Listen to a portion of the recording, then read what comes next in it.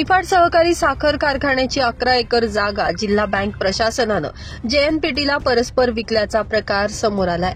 Bank प्रशासनाच्या विरोधात गुन्हा दाखल का करू नये अशी तंबी जिल्हाधिकारी जलज शर्मा यांनी बँक प्रशासनाला दिली आहे। जिल्हाधिकारी जलज शर्मा यांच्या अध्यक्षतेखाली मंगळवारी जिल्हाधिकारी कार्यालयात बैठक संपन्न झाली।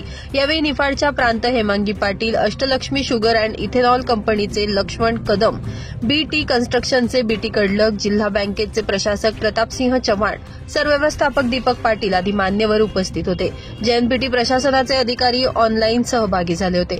ड्रायपोर्ट, बँक आणि साखर कारखाना हे तीनही विषय शेतकऱ्यांसाठी अत्यंत महत्वाचे असल्यानं आम्ही तोट्यातील कारखाना चालवण्यास घेतला असून निर्माण केलेला तिढा बँक प्रशासनानं लवकरात लवकर सोडवण्याचं आवाहन माजी खासदार हेमंत गोडसे यांनी केलं।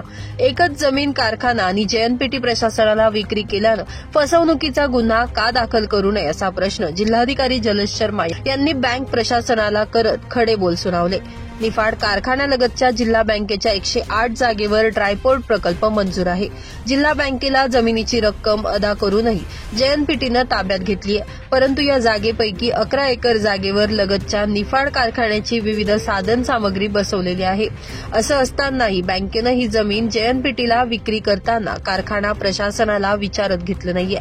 कारखान्याचा ताबा असलेली जागा जिल्हा बँकेनं जेएनपीटीला विक्री केल्याने कारखाना आणि जेएनपीटी प्रकल्प मार्गी लागण्यास अडथळा निर्माण होणार आहे। या जागेवर ड्रायपोर्टचा प्रकल्प उभारणार असून तो सुद्धा आता लांबणीवर जातो की काय अशी चर्चा आता सर्वसामान्य नागरिक आणि शेतकऱ्यांकडून सुरू आहे।